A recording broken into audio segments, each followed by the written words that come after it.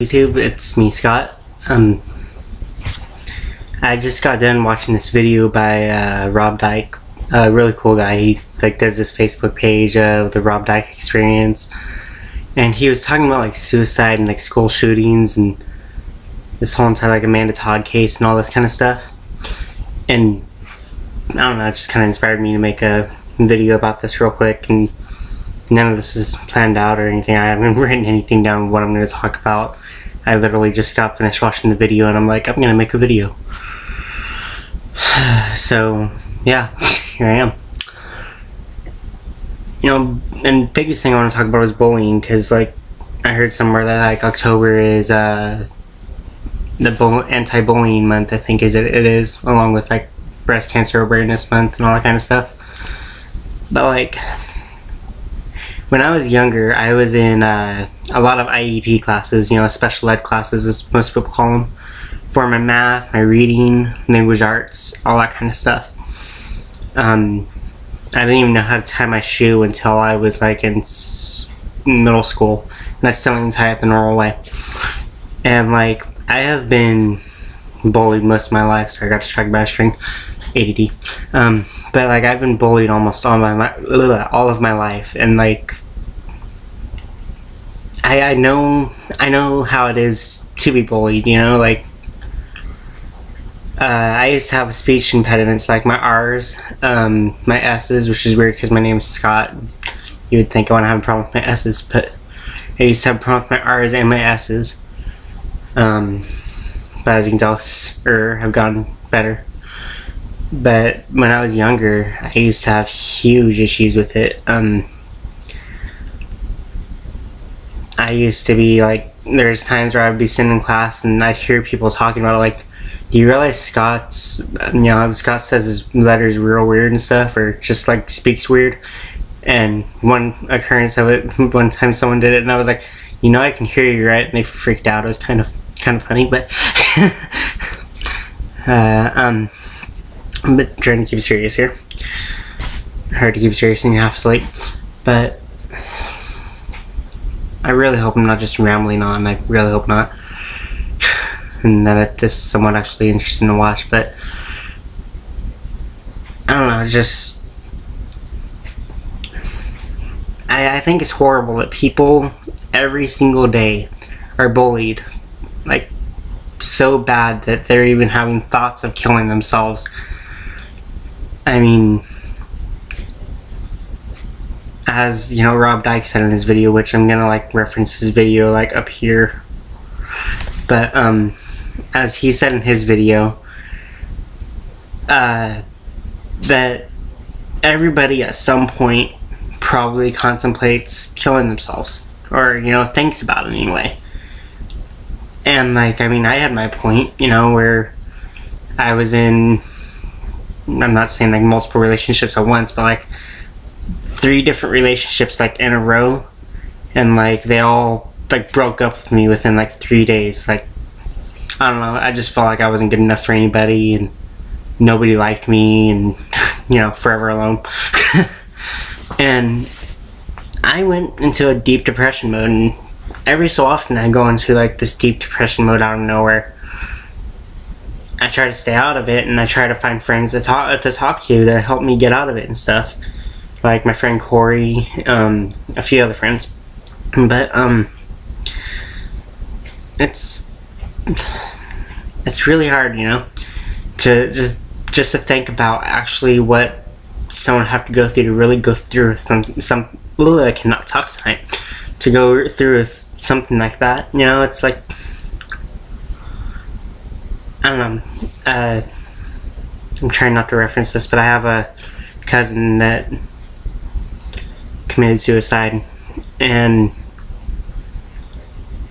it was really, really hard on all of us. And somebody once told me, I don't remember who it was, but they said suicide is a very selfish act, because you're more thinking about yourself, not everybody else, which I guess in a way, at that point you're really not thinking about anyone else, because I guess at that point to you everyone else is treating you like shit, and sorry, excuse my language, everybody else is like treating you like shit, and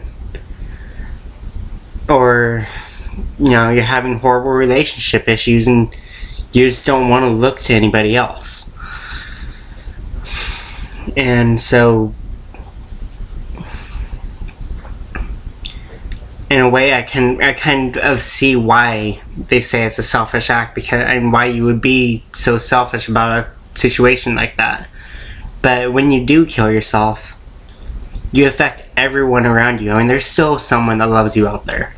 Be it your mom, your dad, your grandparents, your aunts and uncles, cousins, friends, people on YouTube, my 32 fans. I love you guys. But like, I don't know. It just affects everyone around you. I really have no idea where I'm going with this. That's why I have to think a lot. And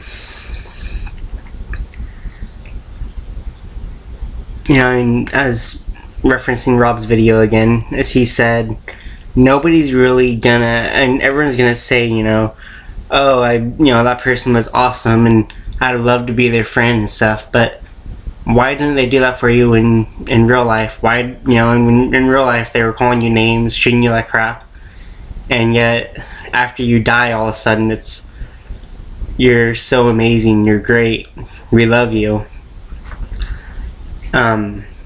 But really deep inside, they're only noticing you because you're passed away now.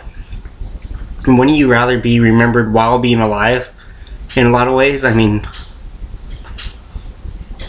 a lot of people don't become famous until they die.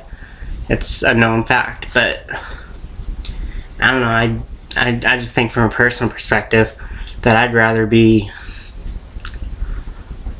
I don't want to say famous, but popular while I'm alive. Not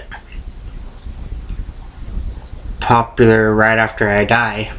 I mean, if I died and suddenly my YouTube views were, I'd be sitting there in heaven, or hopefully I go to heaven, going, really? Why not when I was alive? What was wrong with me when I was alive? I'd probably be more depressed. But, yeah, as you can tell, I'm like really nervous for some reason right now. I don't know why.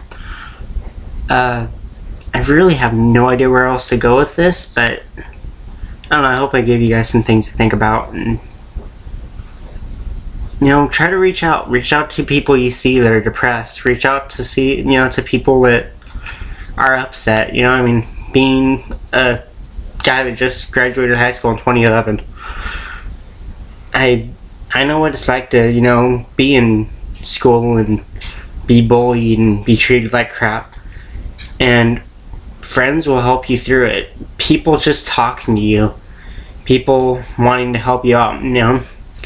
When my dad got deployed to Afghanistan for a year, I was so depressed for like quite a while. I never, contemplated suicide or nothing, because I would never do that. But, and during that time anyway, but I don't know, it's really hard to deal with, and sometimes people just need a friend or even an acquaintance or just a random person just to reach out to them. Say hi, wave to them, have a good day. Just telling that person that walks by you, telling them, have a good day, that makes such a difference.